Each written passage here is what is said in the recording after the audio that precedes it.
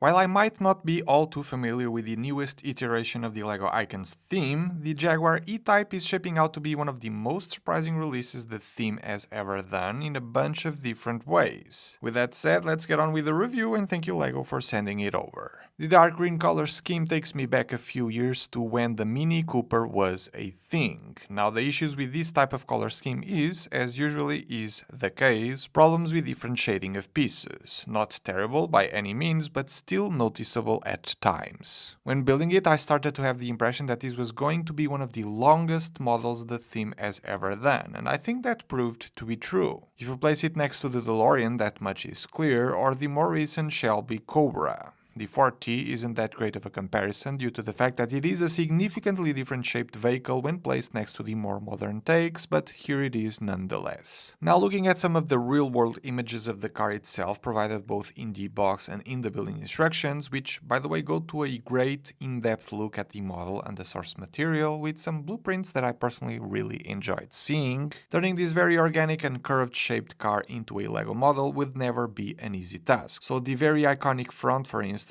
while doing a great job, all things considered, still feels a bit patchy at times, especially surrounding the area of the headlights. And maybe this was a building mistake on my end, but no matter how hard I try, these long slopes in the front don't seem to want to stay where they should, creating these gaps that do take away a little bit of the looks of the model. It still is amazing to see how some of the building techniques shape the whole front, using minifigure snowboard elements for the air intake, or how the transparent shield elements with prints that bring the headlights to life were placed at such an odd angle. That printed tile at the front is another of the set's decorations pieces, no stickers in sight, which is kind of amazing.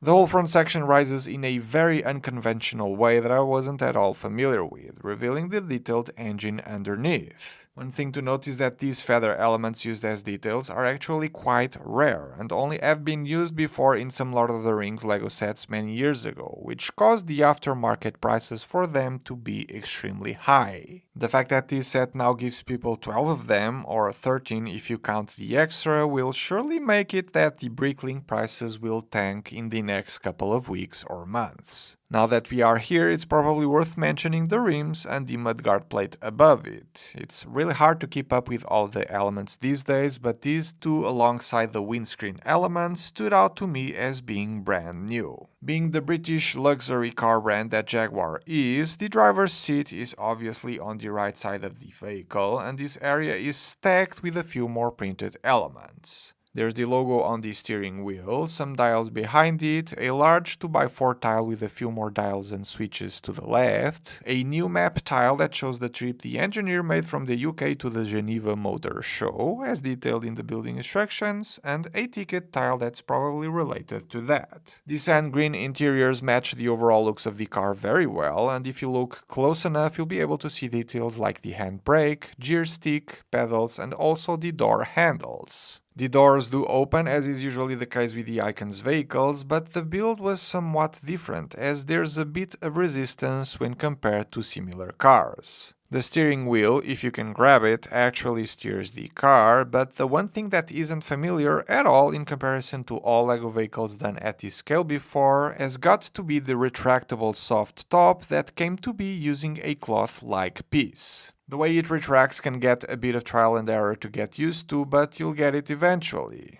I think I prefer seeing the car with the soft top retracted, but you can choose whichever way you like it the most, and having the option to do so is definitely great. The back of the car is to me my favorite section of the model due to how sleek it is, with a perfect choice of curved elements all around. Here we can see another set of those wide rims and plate mudguards, some Harry Potter wand elements to continue the shape of the back metal bumpers, the headlights, the license plate, printed element once again, and if you lift the model you'll see a pair of exhaust pipes underneath and a seemingly out-of-place Technic pin that when pushed will make the trunk lift ever so slightly for you to then be able to fully open it, revealing a set of tools for repairs inside.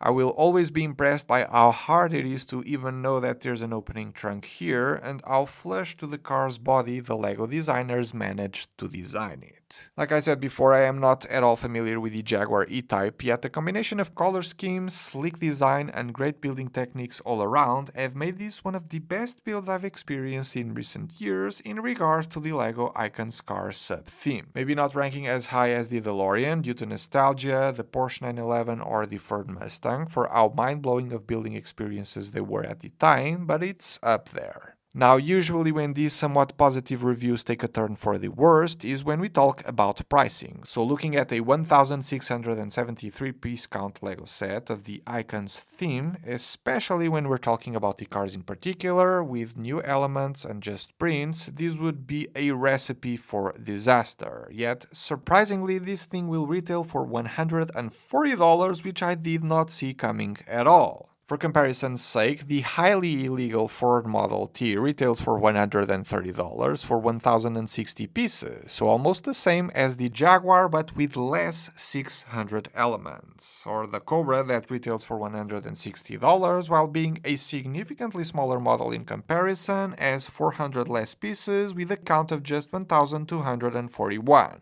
This makes the Jaguar E-Type one of the better priced Icons cars in recent years. We will have to go all the way back to 2021 to find similar price per piece ratios on the Volkswagen T2 campervan or the pickup truck. With that said, collectors of the theme should have no issues with this model in particular. Fans of the Jaguar E-Type will be in for a treat, and LEGO fans in general who enjoy a nice and well-valued building experience will find in this set one of the rare times where I actually recommend buying it on release at full retail price, which is saying a lot these days. If you're considering getting the LEGO Icons Jaguar E-Type, be sure to use the links below as that will support the channel ever so slightly. The model will be up for grabs in just a few days on August 1st. Thanks for watching and I'll see you all on the next one.